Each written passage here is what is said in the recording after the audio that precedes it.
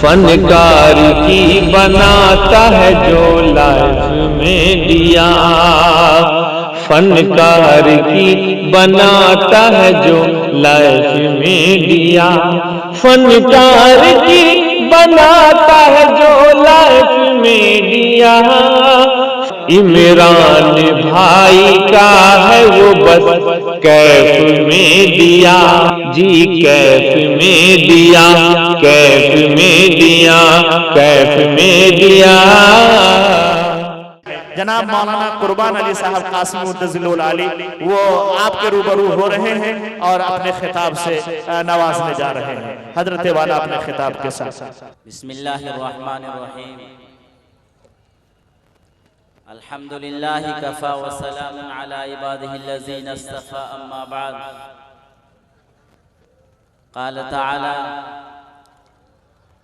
व अंतुमुल अअलौना इन कुंतुम मुमिनीन, व क़ाल रसूलुल्लाहि सल्लल्लाहु अलैहि वसल्लम अल इस्लामु यअलू व ला युअला अलैहि, औ कमा क़ाल अलैहि सलातु वस्सलाम।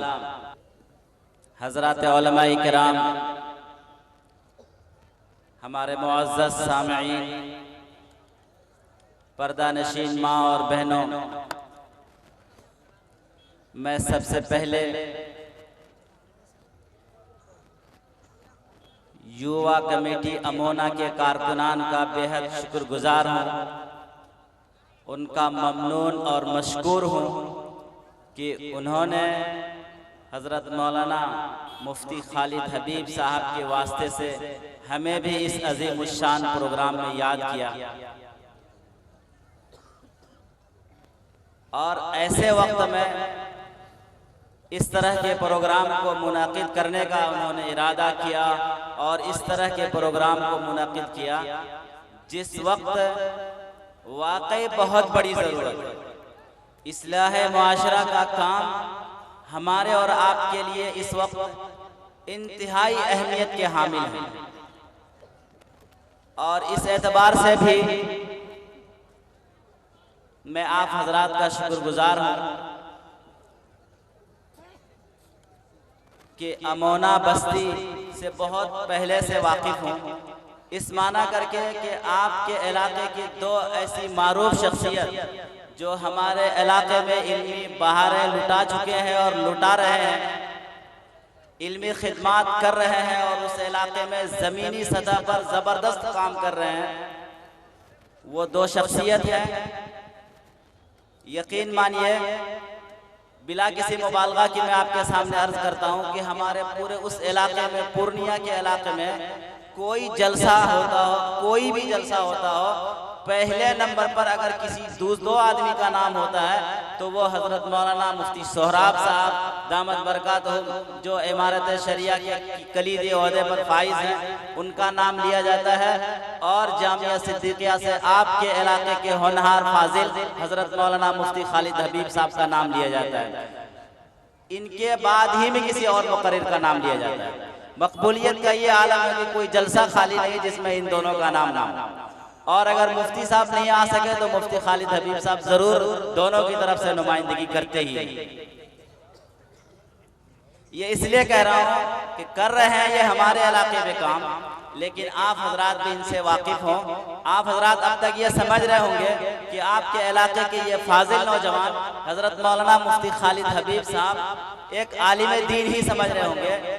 आपको एक खुशखबरी बता दूं कि साहिब निस्बत भी हजरत मौलाना शेख ज़करिया साहब के बहुत बड़े खलीफा हजरत मौलाना नजीबुल्लाह साहब, हजरत मौलाना नजीबुल्लाह साहब दामद बरकातहुम ने शेख ज़करिया साहब का 35 साल तक मुस्तकिल खिदमत किया, और सफ़र में और हज़र में और मक्का और मदीना और हिजरत के पूरे ज़माने के अंदर हजरत मौलाना नजीबुल्लाह साहब ने खिदमत की। हजरत शेख ज़करिया साहब का हजरत मौलाना नजीबुल्लाह साहब ने हमारे सामने में आपके इस फाजिल नौजवान हजरत मौलाना मुफ्ती खालिद हबीब साहब को इजाज़त और खिलाफत से नवाजा होगा।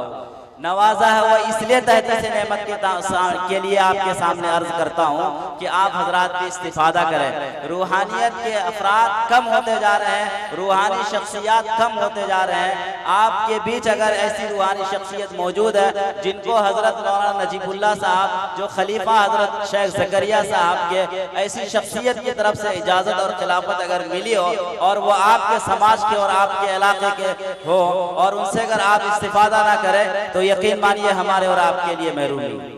इसलिए आप हजरात के सामने इत्तलाल अर्ज करता हूं। मेरे बुजुर्गों,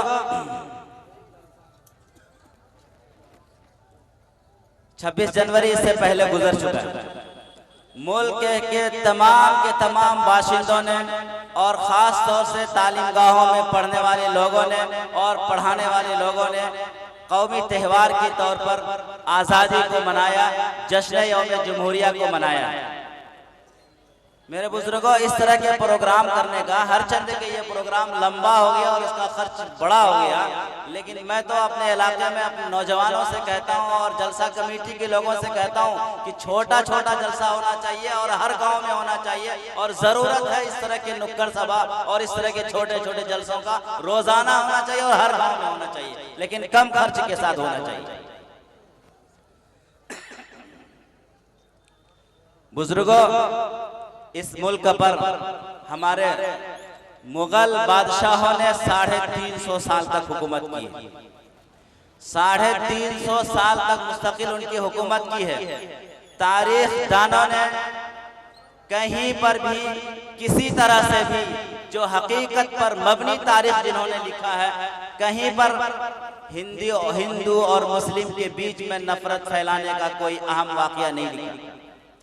और फिर अकबर बादशाह के हवाले से तो आप हजरात जानते ही हैं कि उनके ताल्लुकात मुस्तकिल तौर पर जोधा से होने की वजह से और उनके अब्बा भारमल से होने की वजह से और राजपूताना से होने की वजह से और इसी तरह से महाराणा प्रताप से होने की वजह से मुस्तकिल तौर पर हिंदुस्तान गंगा जमनी तहजीब का एक गहवारा और मरकज उस जमाने से चला आ रहा है।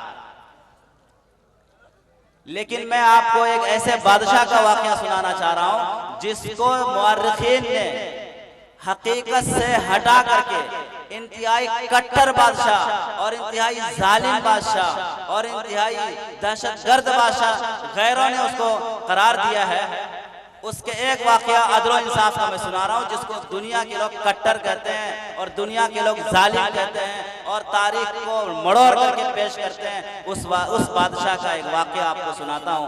वो बादशाह कौन है? वो मुगल बादशाह हजरत शाह औरंगजेब आलमगीर रहमतुल्लाह अलैह, जिन्होंने बैतुल माल से कभी भी अपने खाने के लिए एक पैसा नहीं लिया, बल्कि किताबत करते थे। कुरान करीम की किताबत करके पूरी जिंदगी और पूरी बादशाहत वाली जिंदगी और अपने खाने पीने का मुस्तकिल इंतजाम किया, लेकिन बैतुल माल और शाही खजाने से एक पैसा नहीं लिया। उस बादशाह का वाकया सुनाता हूँ, जिन्होंने हिंदुस्तान के अंदर तमाम के तमाम मुसलमानों को एक मुस्तकिल मकतबे फिक्र और मुस्तकिल एक मसलक में जोड़ने के लिए एक उलमा की तंजीम बनाई और तंजीम बनाने के बाद एक किताब लिखने के लिए उनको कहा, जिसको हम और आप फतवा आलमगीरी बोलते हैं, जिसको हम और आप फतवा हिंदिया बोलते हैं। और आजकल के मुफ्तियान किराम उन फतवों से इस्तिफादा करते हैं। ये अलग बात है कि हजरत औरंगजेब रहमतुल्लाह अलैह के का ये जो मंसूबा था, ये मंसूबा मुस्तकिल तौर पर और पूरे तौर पर अमल में नहीं लाया जा सका, लेकिन इस वक्त के मुफ्तियान किराम और उनके बाद के मुफ्तियान किराम के लिए ये किताब फतवा हिंदिया और फतवा आलमगीरी मुस्तकिल तौर पर सनद की हैसियत हासिल है। एक वाकया आपको सुना रहा हूं। औरंगजेब आलमगीर रहमतुल्लाह अलैह के जमाने में जो काशी बनारस जिसको वाराणसी कहते हैं, वहां का जो कोतवाली था उसका नाम इब्राहिम। एक दिन इत्तेफाक से कोतवाली टहलते टहलते काशी के किनारे पर पहुंचा और देखते क्या कि काशी के जो पंडित जी हैं, रामलाल पंडित जी की बेटी उस नदी में नहा रही है। खुले बदन और खूबसूरत बाल, लचकदार बाल की देखने की वजह से उनकी तबीयत और उसकी नीयत जो ख़राब हुई, तो जाहिर है कि वो वहाँ का कोतवाली और वहाँ का वो गवर्नर है और वहाँ का वो हुक्मरान है, तो जाहिर है कि वो कोई ऐसा ओछा हरकत तो करेगा नहीं। उन्होंने अपने सिपाही को कहा कि पूछो इस लड़की के बाप का नाम क्या है और उसके बाप को मेरे पास बुला कर लेकर आओ। पता चला कि ये लड़की शकुंतला देवी है और इसके बाप का नाम रामलाल पंडित है। कहा कि उसको बुला कर लेकर आओ। रामलाल पंडित जी हाजिर हो गए इब्राहिम कोतवाली के सामने। उन्होंने कहा कि 5 दिन के अंदर अंदर तुम अपनी बेटी की डोली को सजाकर मेरे दहलीज पर पहुंचा दो अगर तुम खैरियत चाहते हो, वरना फिर तुम्हें इस दुनिया से नेस्त नाबूद कर दिया जाएगा। ये धमकी भरे लबो लहजे को सुन करके बेचारे खामोशी के साथ वापस बिल्कुल उदास चेहरा बनाकर घर पहुंचा। बीवी उनकी पूछ रही है कि क्या हो गया, बेटी पूछ रही कि आपको क्या हो गया, आप काहे इतना परेशान नजर आते हैं। बहुत इसरार के बाद उन्होंने कहा कि ये जो काशी और ये जो बनारस का कोतवाली है, इन्होंने कहा कि बेटी की डोली सजा करके उनके घर पहुंचा दो, जिसकी वजह से मैं परेशान हूँ। क्योंकि यहाँ का ये हुक्मरान है, यहाँ का ये हाकिम है, इसके बात को हम टाल नहीं सकते और हम क्या कोई नहीं टाल सकता। बेटी ने कहा कि अब्बू का बाबूजान आप जाइए और उसको कहिए कि इतना कम समय मिला है, इस कम समय के अंदर हम गरीब आदमी और बेटी को ऐसे ही रुखसत नहीं कर सकते, बहुत सारे साधु सामान देकर हम रुखसत करेंगे, इसलिए आप जरा और मोहलत दीजिए और हमको कम से कम 20 दिन का टाइम दे दीजिए। 20 दिन में अपने बेटी की डोली सजाकर आपकी दहलीज पर पहुंचा दूं। रामलाल जी पहुंचे उस कोतवाली के पास।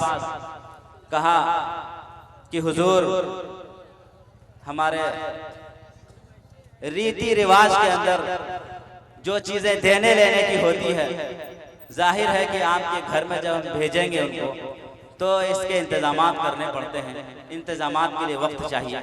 ये 5 दिन का वक्त बहुत मामूली है, कम से कम 20 दिन का वक्त हमको दे दीजिए।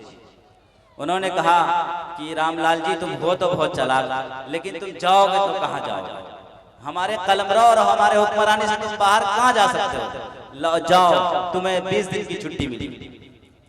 उधर वो बच्ची, वो शकुंतला देवी बनारस के मार्केट में जाकर के मुगल बादशाहों के नौजवान शहजादों के लिबास को खरीद कर ज़ेब तन करती है, वो पहनती है और एक तेज रफ्तार घोड़े पर बैठती है और सीधे दिल्ली की तरफ पहुंचती है। और उस वक्त औरंगजेब आलमगीर रहमतुल्लाह अलैह का जो आम मामूल था कि जुमा के दिन नमाज पढ़ाने के बाद सीढ़ियों पर फरियादियों की लाइन लगी होती थी और जुमा की नमाज के बाद उन फरियादियों के हाथों से पर्चियों को लेते थे और उनके दास्तानों को सुनते थे और फिर वहीं पर काजी को बुला करके हवाले करते थे, इसका ये फैसला और फौरी इसको किया जाए और इसका ये फैसला और फौरी इसको किया जाए।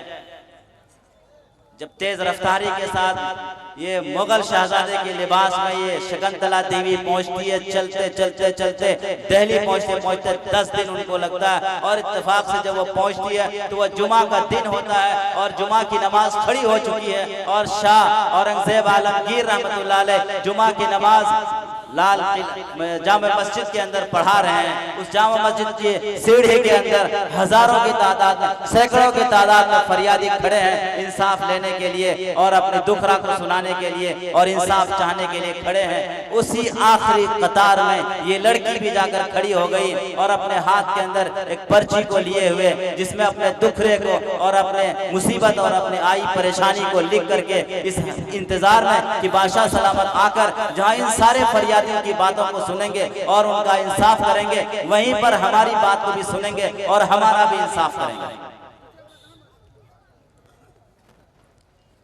बादशाह सलामत जुमा से फारिग होने के बाद सीढ़ियों की तरफ आए और एक के बाद दीगरे फरियादियों के खतूत को और फरियादियों की पर्ची को ले रहे हैं और उसको पढ़ रहे हैं और जिसके हवाले से जिस तरह की बातें लिखी हुई और उसको इंसाफ दिलाए जा रहे हैं और काजी के हवाले करते जा रहे हैं। और आखिर पायदान पर और आखिर जीने पर जब पहुंचते हैं तो देखते हैं कि एक वो लड़की सी है और निस्वानी चेहरा है, लेकिन लिबास उनका मुगल शहजादे का लिबास है। देखने वाले ये महसूस कर रहे थे कि कोई कोई मुगल ज़ादा है, कोई मुगल बादशाह का बेटा है, लेकिन कोई मुगल ज़ादा नहीं, बल्कि वो शकुंतला देवी थी जो शहजादा के लिबास पहन करके वहां पर पहुंची हुई थी। जब इस लड़की ने अपने हाथ को बढ़ाया उनके हाथ में पर्ची को देने के लिए, तो बादशाह सलामत ने अपने हाथ को खींच लिया और खींचने के बाद अपने बदन से रुमाल को निकाला और रुमाल निकालने के बाद हाथ में इस तरह से रुमाल को बांधा और बांधने के बाद कहता है, बेटी अब इस पर्ची को दे दो। बड़ा ताज्जुब हुआ। कहा शकुंतला देवी ने, बादशाह सलामत सारे लोगों की पर्चियों और सारे फरियादियों की पर्चियों को आपने तो हाथ से ले लिया, मैं इतना गुनहगार और मैं इतना बड़ा मुजरिम कि आप मेरी पर्ची को अपने हाथ से नहीं ले सके। पहले अपने हाथ को आपने बांध लिया और उसके बाद मेरी पर्ची को आप पकड़ रहे हैं, आखिर वजह क्या है? जुर्रत के साथ ये लड़की बोलती है। मेरे दोस्तों, वो बादशाह सलामत जो खजाने के मालिक हैं, अल्लाह तबारक ताला ने गुनागुन नेमतों और हजार नेमतों से उनको माला माल किया है। उस बादशाह का जवाब, उस बादशाह का जवाब सुनिए, वो क्या कह रहे हैं कि बेटी तुम बेटी हो, मेरा इस्लाम ये इजाजत नहीं देता है कि किसी गैर महरम के हाथ में मेरा हाथ टच करे, किसी गैर महरम के हाथ में मेरा हाथ सटे और बस करे। अल्लाह अकबर। एक वो बादशाह जिनको पूरे हिंदुस्तान का खजाना उनके कब्जे कुदरत में है, और उसके बावजूद भी उसकी आंखों की इफ्फत और इस्मत को देखिए, उनके हाथों की अजमत को देखिए, उनके दिल के तकवा और तहारत को देखिए। अल्लाह तबारक ताला ने क्या खौफ और क्या मकाम दिया है। आज हम में और आप में अगर किसी को कुछ पैसे हो जाते हैं तो उनकी जिंदगी में अय्याशियां आ जाती है, उनकी जिंदगी में फहाशी आ जाती है, उनकी जिंदगी में बेहयाई आ जाती है, उरियानियत आ जाती है, तरह तरह के मंसूबे और तरह तरह की स्कीमें, और इसको देखना और उसको झांकना, उसको ताकना, ये सारी शक्लें हो जाती है। मेरे दोस्तों, जरूरत है इस बात की कि बादशाह होने के बावजूद उनकी आंख की इफ्फत और इस्मत को देखिए, उनके दिल के तकवा और तहारत को देखिए। जरूरत है इस वक्त में कि हम सब के दिलो दिमाग के अंदर भी ऐसे ही तकवा और तहारत होना चाहिए। दूसरे के बहू और बेटी को घोरने के बजाय अपनी निगाहों के अंदर इफ्फत और इस्मत के ऐनक और चश्मा को लगाना चाहिए। बुजुर्गों, बादशाह सलामत ने उस पर्ची को पढ़ा और पढ़ने के बाद कहा, बेटी तुम चले जाओ, अपने बाप से जाकर कहो कि तुम्हारी डोली सजाकर उस कोतवाली के दहलीज पर पहुंचा दे। अल्लाह अकबर। ये सुनना था, उस लड़की के पांव तले जमीन खिसक गई। जिस बादशाह के आदल और इंसाफ के चर्चा और उसकी तारीफ सुनकर हम यहाँ तक पहुंचे थे ताकि उस लुटेरे, इफ्फत और इस्मत के लुटेरे से हम बच सकें, उस दरिंदा जहर बादशाह और हाकिम से और कोतवाली से हम बच सकें। लेकिन जैसे वो मियाँ थे और ऐसे ये मियाँ थे। ये दिल में सोच करके कहा कि बादशाह सलामत, क्या यही आपका फैसला है? हाँ, मेरा यही फैसला है। जाकर बाप को कह दो कि तुम्हारी डोली को सजाकर उस कोतवाली के घर में पहुंचा दो और तेजी के साथ चले जाओ अपने घर को। बेचारी बिल्कुल गम से हलकान हो चुकी थी, घोड़े पर बैठी शहजादे के लिबास में अब चली जा रही है। पहुंचते पहुंचते 10 दिन के अंदर वो फिर पहुंची और अपने बाप को कहा कि सिर्फ 1 दिन रह गया है, आप बादशाह सलामत का कहना यह है कि मेरी डोली को सजा करके पहुंचा दीजिए, उस कोतवाली के दरवाजे पर पहुंचा दीजिए। अब उनके वालिद साहब ये रामलाल जी भी परेशान हैं, उनकी अम्मी भी परेशान है। बेटी की इस हौसले के साथ इंसाफ लेने के लिए गई थी, लेकिन बेटी बार बार एक जुमला बोल रही थी कि अब्बू मुझे परेशानी तो जरूर है, लेकिन बादशाह ने मुझे अपने इस गुफ्तगू के दौरान में 10 मरतबा बेटी का लफ्ज कहा है। ये बेटी का लफ्ज जो कहा है, इससे एक उम्मीद की किरण फूट रही है। बहरहाल बादशाह का हुक्म आप कर दीजिए। उसकी डोली को सजा करके उनके बाप ने इब्राहिम कोतवाली के यहाँ पहुंचा दिया। वक्त चूंकि मुतय्यन था, इब्राहिम कोतवाली ने जश्न मनाया और कहा था कि खैरात को फकीरों पर तकसीम करना है, खूब तकसीम करना है, खूब खैरात को लुटाना है, एक जश्न मनाना है, एक त्यौहार जैसा माहौल बनाना है। उधर हजरत औरंगजेब आलमगीर रहमतुल्लाह अलैह घोड़े पर सवार होते हैं और अपने कुछ सिपाहियों को अपने साथ लेते हैं और लेकर तेज रफ्तारी के साथ बनारस और काशी की तरफ चलते हैं। और ठीक उस वक्त में, जिस वक्त की रामलाल पंडित ने अपनी बेटी शकुंतला की डोली को सजाकर कोतवाली के घर पहुंचाया, ठीक उसी वक्त बादशाह सलामत वहां पहुंचते हैं और एक गुदड़ी पहनते हैं, फकीराना लिबास बनाकर, फकीराना भेष बनाकर के पहुंचते हैं। उन फकीरों के सब में ये भी खड़े हो गए जो फकीर खैरात लेने के लिए आए हुए थे और उसका सिपाही खैरात को लुटा रहा है, जमीन पर फेंक रहा है और वो फकीर लोग उसको लूट रहे हैं। उसी में से एक फकीर ये भी पहुंचे। पहुंचने के बाद कहा कि जहां आप दूसरों को तकसीम करते हैं मुझे भी दीजिए। कहा ये दिखता नहीं, नीचे गिरा हुआ है, उठाता क्यों नहीं, उठा ले इसको। उन्होंने कहा कि मैं फकीर ऐसा हूं जो बहुत ही खुददार फकीर हूँ, आप अपने थैली से उठाइए, अपने हाथ से उठाइए और मेरे हाथ में दीजिए, मैं गिरा हुआ लेने वाला नहीं हूँ। कहा कि खा मखाई कहाँ से कबाब में कांटा पड़ने के लिए आया है, चलो इसको अपने हाथ ही से दे देता हूँ। और अपने उस खैरात को उठाया और उठा करके उनके हाथ में जैसे दिया तो चप से बादशाह ने उसके हाथ को पकड़ा और पकड़ने के बाद अपने गुदरी को उतारा। जैसे गुदरी को उतारता है तो देखते हैं कहा कि इस गुदरी में फकीर का है, वो तो औरंगजेब आलमगीर रहमतुल्लाह अलैह बादशाह सलामत। अल्लाह अकबर, कांप उठा और कपकपी तारी हो गई। अब तो हाथ पैर जोड़ना शुरू कर दिया उन्होंने। लेकिन बादशाह सलामत ने जब इधर से भी चपत और इधर से भी चपत मारना शुरू किया और अपने सिपाही को कहा था कि 2 हाथी को लेकर आओ और 2 तरफ रस्सी बांधो, एक रस्सी एक पैर में बांधो और दूसरी रस्सी को दूसरे पैर में बांधो और हाथी को लगा दो। एक हाथी को एक तरफ चला दो और दूसरे हाथी को दूसरे तरफ चला दो और इसको बीच से चीर कर रख दो और जिंदा इसको चीर के रख दो और सारे के सारे लोग देखें कि बादशाह सलामत अपने कोतवाली को किस तरह से अपने हाथों चिरता है। ये मंजरनामा दिखा दो इन सारे फुकरा और जिसने जश्न मनाने वाले जितने लोग आए हुए थे उन सबको दिखाया और उस बादशाह, उस हाकिम और उस कोतवाली को बादशाह सलामत ने चीर करके रख दिया। बादशाह सलामत अपने सिपाहियों से कहा इस डोली को उठाओ, चलो रामलाल पंडित के घर। डोली को उठाकर उसके बाप के घर पहुंचाया और कहा रामलाल जी से, रामलाल जी आज 10 दिन हो गए मैंने उस जामा मस्जिद की सीढ़ी और सीने पर कसम खाया था कि इस बच्ची को जब तक मैं इंसाफ ना दिला दूं तब तक एक घोट पानी नहीं पीऊंगा।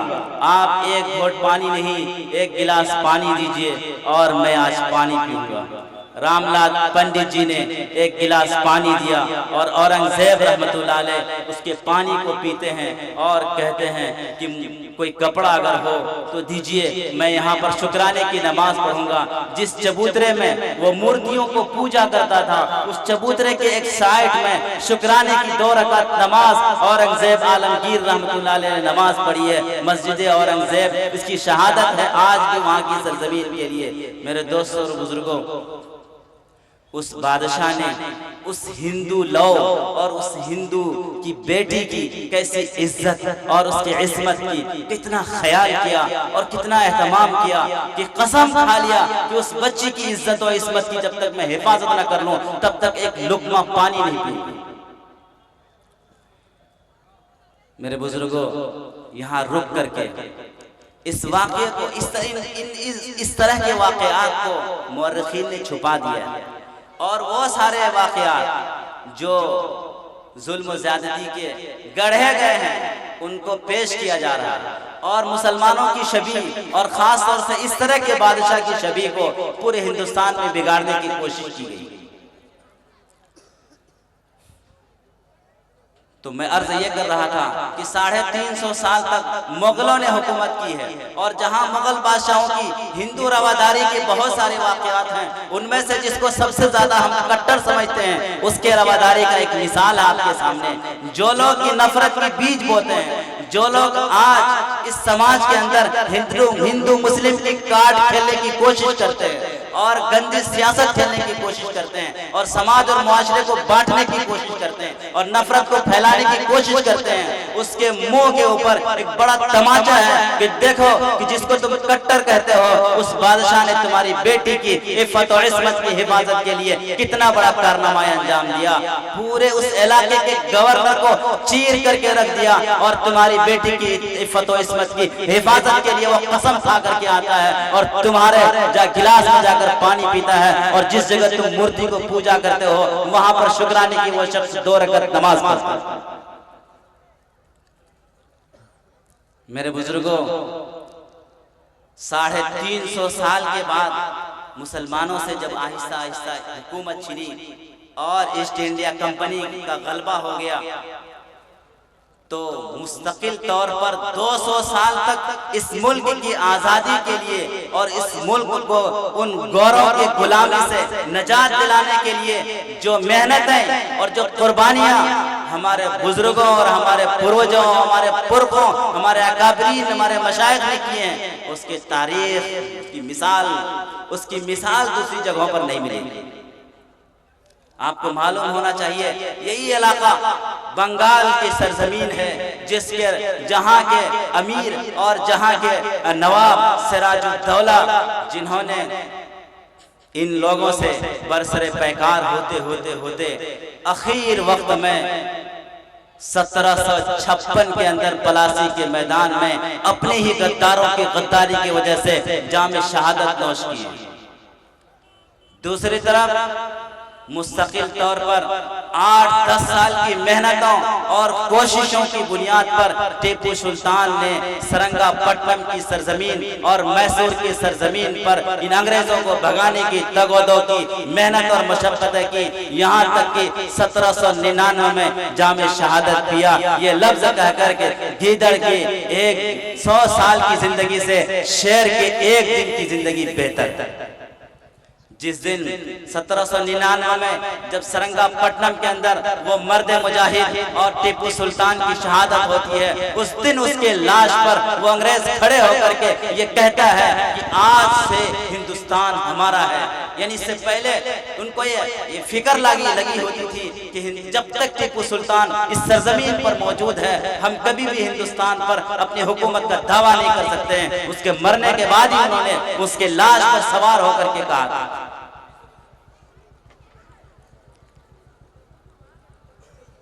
उसके बाद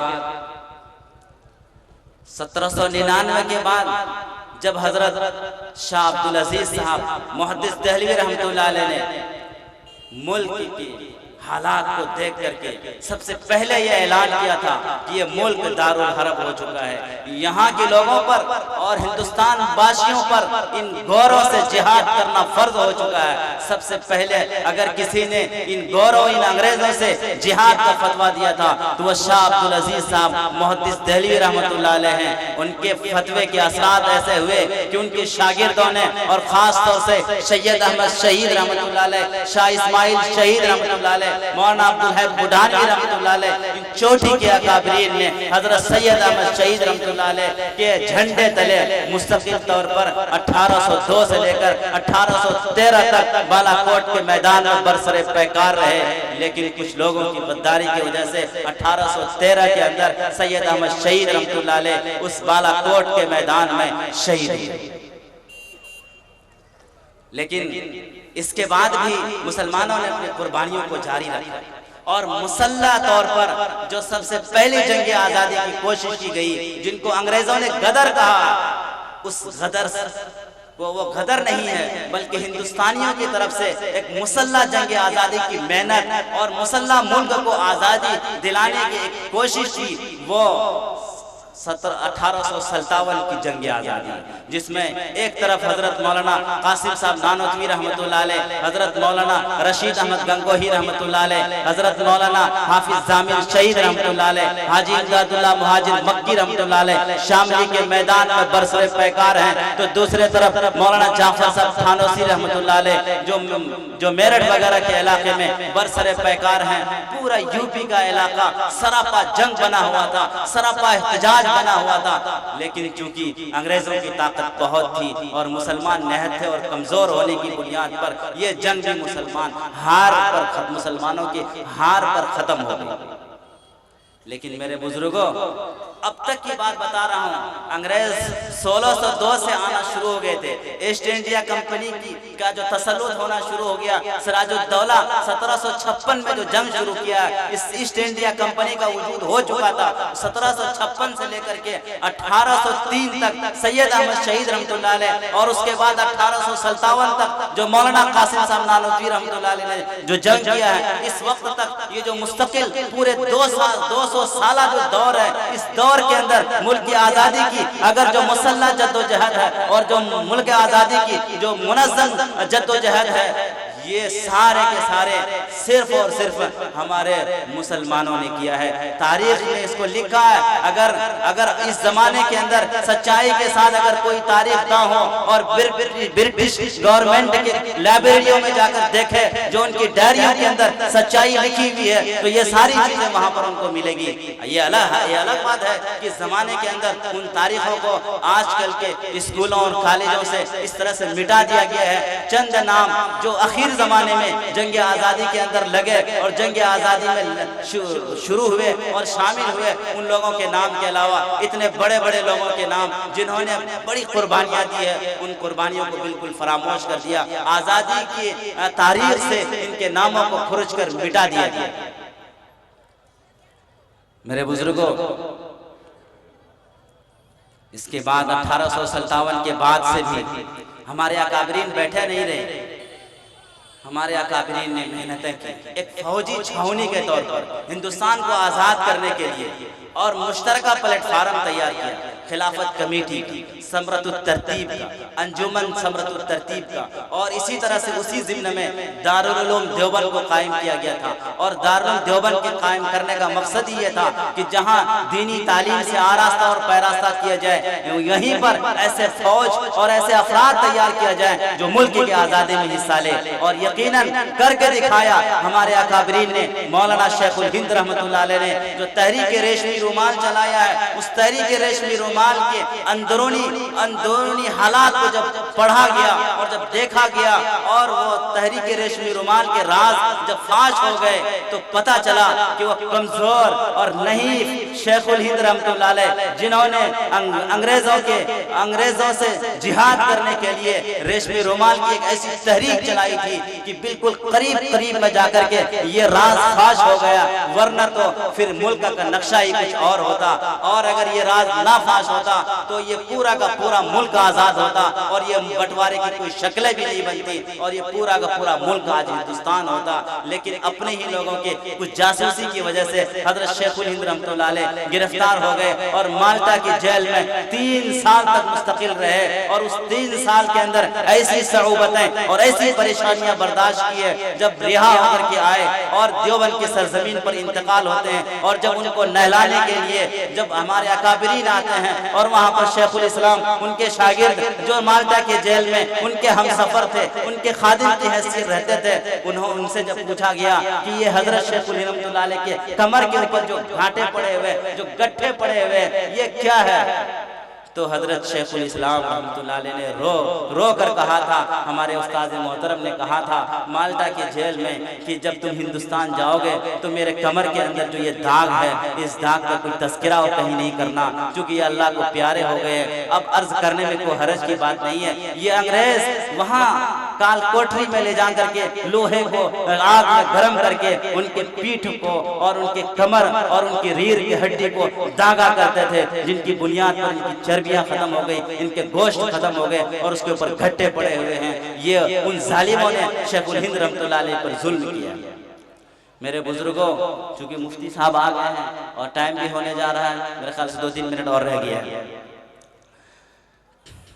तो मैं अब बस ख़त्म ही करने जा रहा हूँ। असल मौजू की तरफ मुझे आना था, लगता है कि मैं वहाँ तक पहुँच भी नहीं सकूँगा और मेरा वक्त पूरा हो जाएगा, लेकिन मुख्तसर अर्ज कर ही देता हूँ। शेखुल हिंद रहमतुल्लाह अलैह अल्लाह के तो प्यारे हो गए, लेकिन देखा हमारे अकाबरीन ने कि मुल्क की आज़ादी के खातिर अब मुसलमानों की तन्हा कोशिश से मुल्क आज़ाद होने वाला नहीं है।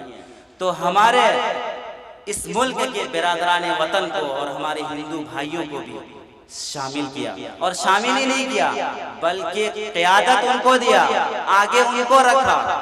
आपको मालूम होना चाहिए मोहनदास करमचंद गांधी जो बैरिस्ट्री करते थे अफ्रीका के अंदर, वहां से हमारे अकाबिर ने बुलाया। हजरत मौलाना अब्दुल बारी फरंगी महली, हजरत मौलाना मोहम्मद अली जौहर, हजरत मौलाना शौकत अली और हजरत शेखुल हिंद रहमतुल्लाह अलैह ने, इन अकाबिरीन ने मोहनदास करमचंद गांधी जिसको हम महात्मा गांधी कहते हैं, वहां से बुलाया और हिंदुस्तान के सरजमीन में उनको खूब घुमाया और फिराया, खूब उनका चर्चा कराया। और यहाँ तक कि मौलाना अब्दुल बारी रहमतुल्लाह अलैह ने महात्मा का खिताब दिया ताकि इस प्लेटफार्म में हिंदू भाई भी जमा हो जाए और मुस्लिम भाई भी जमा हो जाए और मुस्तकिल तौर पर, मुत्तहिदा तौर पर और जमा होकर, एकजुट होकर इस काले और इस गोरे अंग्रेज के खिलाफ जंग लड़ी जाए। और उसकी क़यादत में, महात्मा गांधी की क़यादत में, मेरे बुजुर्गों,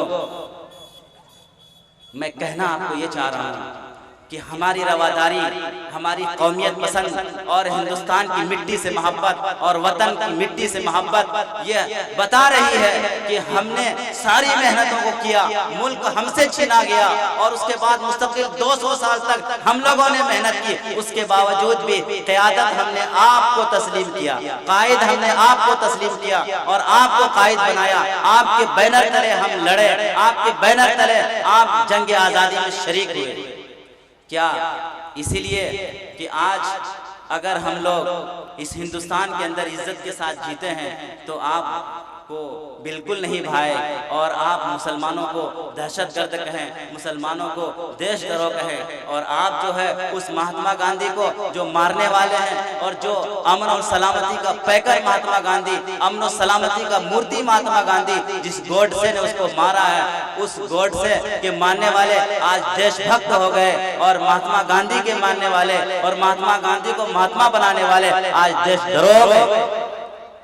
सोचियो बुजुर्गों, जिस तरह से हमारे अकाबिरीन ने उस वक्त मेहनत किया मुल्क की आज़ादी के खातिर, जरूरत है इस वक्त कि हम और आप इस मुल्क में प्यार और मोहब्बत के माहौल को पैदा करने के लिए मेहनतें करें। जरूरत है इस बात की, नौजवानों, जिस तरह से नफरत के बीज को बोया गया है, हिंदू मुस्लिम काट करने की कोशिश की गई है, समाज को बांटने की कोशिश की गई है, हमारी मेहनतों के ना होने की वजह से हमने मैदान छोड़ दिया, आरएसएस के लोग मैदान मार लिए। जाहिर सी बात है कि उनकी मेहनतें होंगी और हम घर में बैठे रहेंगे तो नफरत की बीज जो बोया है उसको प्यार और मोहब्बत में कौन बदलेगा? हमारी और आपकी जिम्मेदारी है इस माहौल को, जो उन्होंने नफरत की बीज बो दी है, हमको प्यार और मोहब्बत के माहौल को पैदा करना है। अल्लाह से दुआ कीजिए, चूंकि वक्त हो चुका है और बड़े बड़े अकाबिरीन यहाँ पर हैं और बहुत से मुक़र्रिर यहाँ पर हैं जिनको यकीनन आप सुनने के लिए आए होंगे। मुझे तो जिन बातों की तरफ कहना था वो मैं कह भी नहीं सका।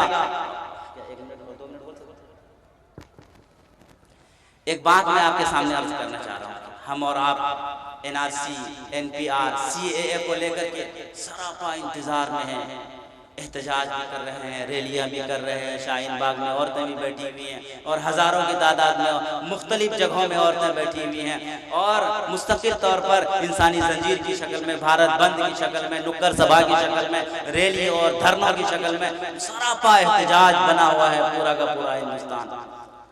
लेकिन जिनको अल्लाह तबारक ताला ने ताकत और क़ुव्वत और बहुमत का घमंड दिया है, वो ये कह रहा है कि 1 इंच हम हटने के लिए तैयार नहीं है।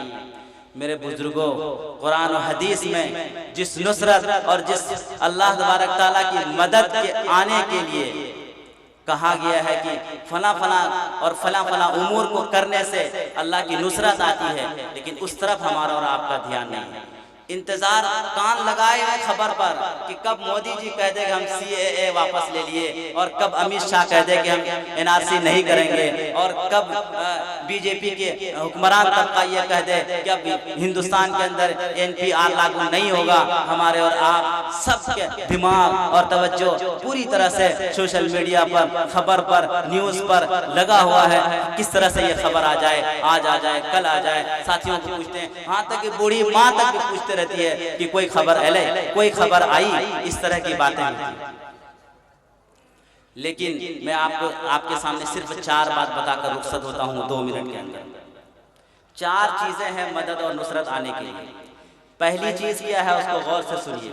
पहली चीज़ ये है कि हमारा ईमान मजबूत हो और हमारी ज़िंदगी में आमाल सालिहा हो।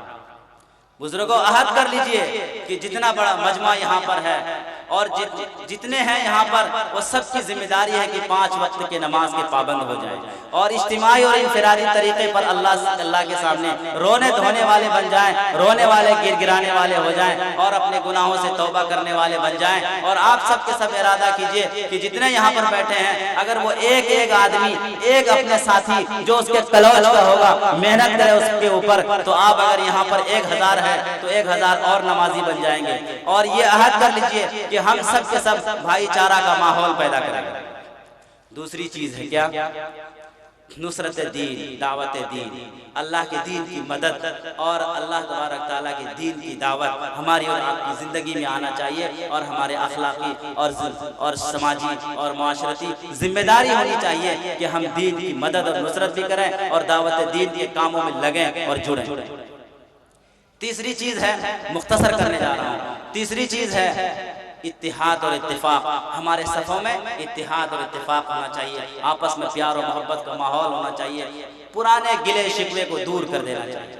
चौथी चीज़ क्या है, चौथी चीज़ है ज़ाहिरी असबाब को इख्तियार करना, अपनी दिफा के लिए, अपनी बचाव के लिए तमाम ज़ाहिरी असबाब को होना चाहिए। सोए ना रहें, उन तमाम ज़ाहिरी असबाब को इख्तियार करें। उन ज़ाहिरी असबाब में से एक चीज़ ये भी है कि आज अगर दस्तूर और आईन, संविधान अगर जिंदा है, अगर उन्होंने इख्तियार दिया है कि हम अपनी आवाज़ को बुलंद करें, तो जमहूरी तौर पर आवाज़ को बुलंद करें। अल्लाह हम सबों को इन बातों पर अमल की तौफीक दे।